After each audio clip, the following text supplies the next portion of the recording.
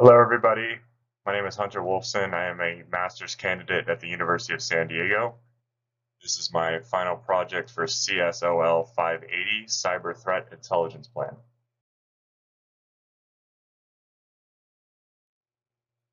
So here's kind of a quick overview of what I'll be covering in this presentation.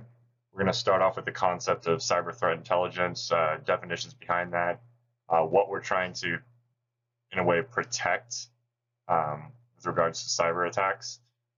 Who's perpetrating these attacks. I'm going to review some present day cyber attacks that we've seen in the past 2 to 3 years. I'm going to go over Lockheed Martin's concept of a cyber kill chain, or basically, where's the best point to kind of intervene with regards to being attacked.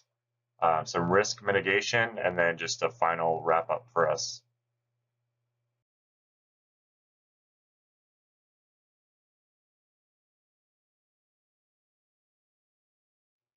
So really, what is cyber threat intelligence? Well, simply put, cyber threat intelligence is kind of the process of gathering data and information in order to kind of understand the threats an organization is facing, the ways we're going to prevent them, and how we're going to prepare for them, essentially. If you see in the image to the right here, what are we seeing? What should I be looking for on my networks? Where has this threat, perhaps been seen before? What does the threat do? What does the malware or whatever weaponization tactic they're using do? What weaknesses does the threat exploit? Why does it do this? Who's responsible? And what can I do to prevent it? Essentially, all these factors come together to kind of make this concept of cyber threat intelligence. Just kind of continuing on with this conceptualization of cyber threat intelligence, or CTI. What it does, it enables key decision makers to help their organization stay ahead of an attacker, to kind of deter them, to be more proactive rather than reactive in a sense. It's more elaborate than simply information, one might have, or noise they're hearing, or their technology. It's kind of this ecosystem we see on the right, where you have your security ops center, you have your leadership or your decision makers, you have your analysts that are kind of working together to create this strategic threat intelligence methodology. So this slide really highlights the importance of having a good cyber threat intelligence plan in place and really focusing on an organization's cybersecurity. We see here in 2016, there were over 4,000 breaches worldwide, exposing more than 4.2 billion personal records. Cybercrime is now the second most reported economic crime in the world. We see that this, cyber attacks are growing by the day, they're changing by the day, and we really need to focus on having a fundamental dynamic plan in place to kind of deter them.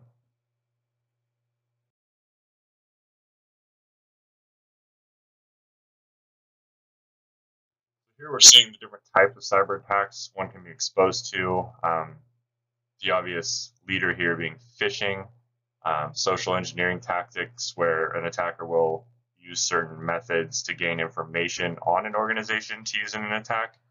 Zero-day attacks that expose kind of vulnerabilities in code for a program that was released. Obviously, the big three: viruses, trojans, worms. Backdoor programs, malicious insiders, insider threats, people inside the organization leaking information about it to attackers, and both application and web-based attacks.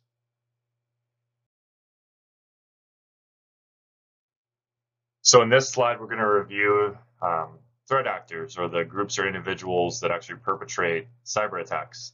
Got just your average criminal or criminal hackers.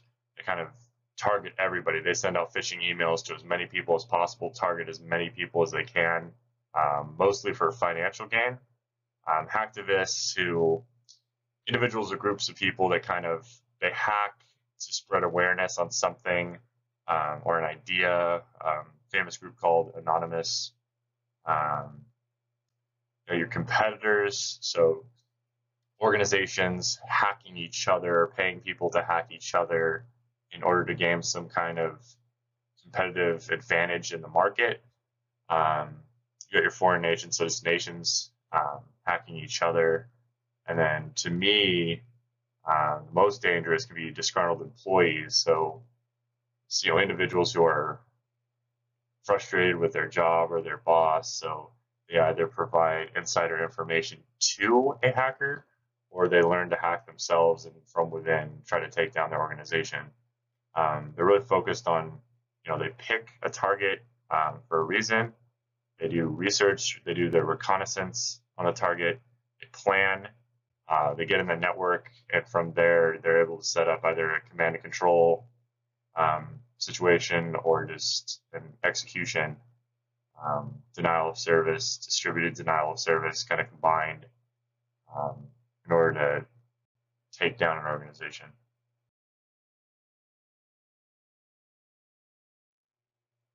So I wanted to kind of review and touch on two fairly recent cyber attacks. The first one being on Marriott, affecting around 500 million people. Hackers were actually able to snoop on their network for about 4 years before executing an attack on the reservation database that they were using at the time to retrieve information like credit card numbers, passport information, addresses, anything you'd use when making a hotel reservation. The second one being on Uber. 2 kids in Florida got into the GitHub account that was used to create the Uber application. It affected around 60 million customers, about 500,000 drivers. The company, instead of revealing that they'd been breached to the public, decided to try to pay off the hackers and keep it under the rug, which actually led to a lot of legal issues for them. I really just wanted to highlight the ramifications, both reputationally and financially, when these attacks are successful, and once again mention the importance of having a good cybersecurity program in place for your organization.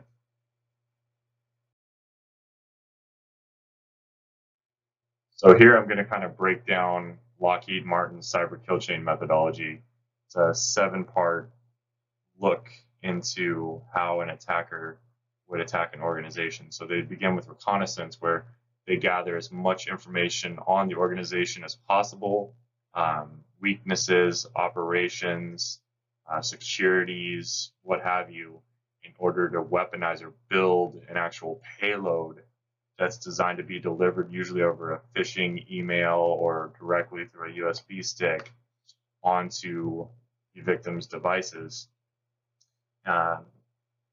Then vulnerability found in the reconnaissance phase is actually exploited to execute the code onto the system, where it installs malware that creates a command and control server for the attacker to use on the victim to remotely control their systems, and so that the attacker can inevitably complete their mission.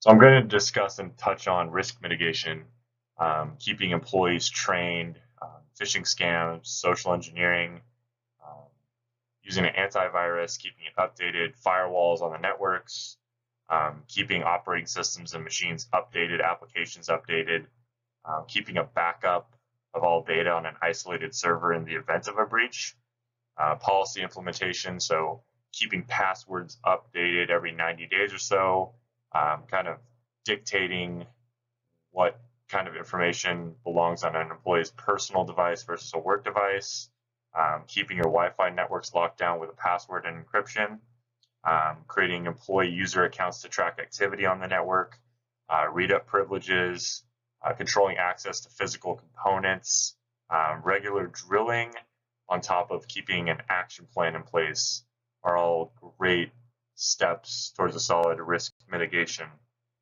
methodology.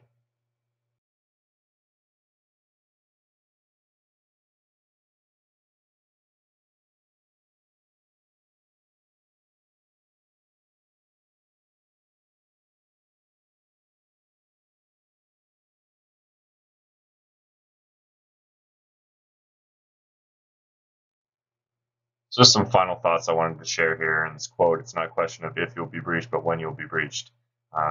Maintaining the importance of being proactive rather than reactive. So having that plan in place, open communication, open culture, risk prioritization, uh, planning, budgeting, staffing, making sure you have the right people where they need to be to reach your objectives, to protect your assets. I want to thank everybody for taking the time to watch my presentation. Hope you have a great night.